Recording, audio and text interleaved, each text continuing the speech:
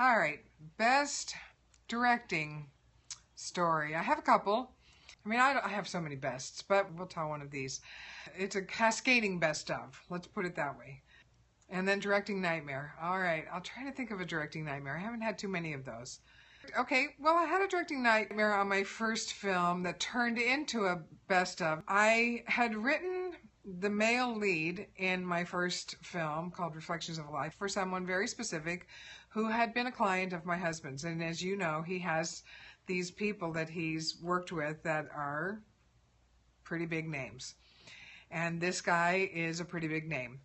But at the time, he had been a big name, but wasn't working as much and was in the process of deciding to let his manager go because his career wasn't on as big a trajectory anymore. And he was thinking, well, I don't need to keep a manager and an agent if things aren't happening anymore. So he let the manager go. And I wrote this part for him, and we sent him the script thinking that he was going to be interested in it, kind of had advance notice that he would be. And then about 2 weeks out from production, word came back that he wasn't available. I used to liken production to be like a train rolling down the track, building up a head of steam and building up speed. Once you're 2 weeks out, it's going way too fast to stop it. You can't stop it, you can't change it, the dates are locked in, and you've got your crew, you've got your cast, everything's locked in.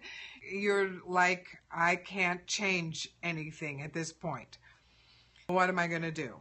I don't have a leading man. Okay, so now we go into overdrive trying to get a leading man. What about this guy? No. What about this guy? No. What about this guy? No. What about this guy? Oh, God, I'm like freaking out. So finally, my husband comes up with, well, what about this guy? And I said, what does he look like? Well, he didn't have his picture on IMDb. So it's like, okay, you should always have your picture on IMDb. I'm telling you, have your picture on IMDb. If you're on IMDb, put your picture up there, because you never know when directors are going to be looking at IMDb and going, I'm going to hire that person. Or, no, he just doesn't look like what I want. Well, this guy did not have his picture on IMDb. And here he is. They have just finished the first season of Lost. You remember how big that TV show was, Lost? Well, they've just finished the first season, because I shot my film in June. The first season had just finished. It was a huge success, and this guy was like a series regular on the first season of Lost. And so I'm like, okay, well, they're starting to rerun the first season of Lost. I'll watch. Well, he wasn't in the episode that I watched that night. Okay, so I scrounged around, I found a picture. Like you do, you start going on Google and all these other places to try and find a picture. Well, I finally found a picture, and it's like, well, okay, yeah. Because you can't just have any random guy be your leading man. He has to have a look of a leading man. So I finally found a picture, and it's like, yeah, this guy will do. He's good. He's really good. Okay. And I'd already seen his credits on IMDb, and like scrolling for days to see all of his credits. I mean, he had credits for days. I'm telling you, so many credits. He'd been a series regular on some other series. They were short-lived, but he'd been a series regular. He was in Con Air. He was in Men in Black. Not too shabby. And he was a client of my husband's.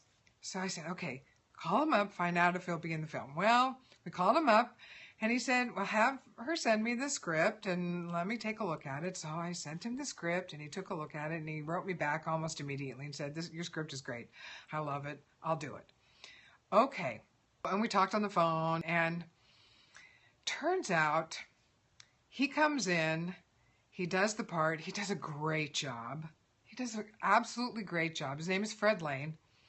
At the time, he was spelling it L-A-N-E because that's how he pronounces his last name. But it's really spelled L-E-H-N-E. That's how the family spells the name. And he's gone back to that spelling now. But on my film, I spelled it L-A-N-E because that's how he was spelling it at the time. And I think now he's pronouncing it Lenny because nobody knows how to pronounce L-E-H-N-E. And the serendipity of all of that is he's got this rugged look. He never plays the romantic leading man. Never. Because he always plays the guy that's like, you kind of suspect he's going to turn bad on you. And then he does. You know, he maybe he's like a good guy all up front and everything, but you kind of think there's something going on with this guy. And then he turns and you're like, see, I knew it. I knew he was going to turn. I knew he was going to turn. And it worked to my advantage because you thought that he was going to leave this woman and never look back. The minute she got breast cancer, he was going to leave and be like, oh, thank God she gave me an out and I don't have to go back. But then he doesn't. He's like the good guy who stays. So this look of his and this reputation of all these parts that he played really worked to an advantage for the film. Because whatever reputation he had, that people knew him from the previous parts that he had played, they never suspected that he would come back. And it worked really well for the story. And he was actually better than the original guy, who's turned out to be a bigger name in the long run because he has his own series now that's been running like ever since. He, like right away, he got his own series and it's still on. But this guy actually worked better for the part. And everyone in the business who's ever seen the film is like, Fred, I never imagined he could play this part. He's really good in this. And he never plays parts like that. He's really good. And I'm like, I know, he is. And the beauty of it is they think it's me as a director, which is awesome. I think it's he as an actor. I just think he's never, ever been given the opportunity to play these kinds of parts, which is unfortunate for him because he really could play these parts, these romantic leading man parts, but he just never gets that opportunity. So that's my awesome story. I got a beautiful film out of it. We shot it years ago, so there was no digital. I mean, there was no red camera that didn't exist. Red camera didn't exist. No HD cameras didn't exist. I shot it on MiniDV. MiniDV with film lenses.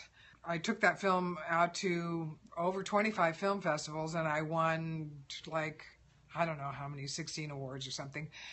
And I had people argue with me at film festivals that it was shot on film. I was like, no, it was not shot on film. It was shot on MiniDV. Trust me, I was there.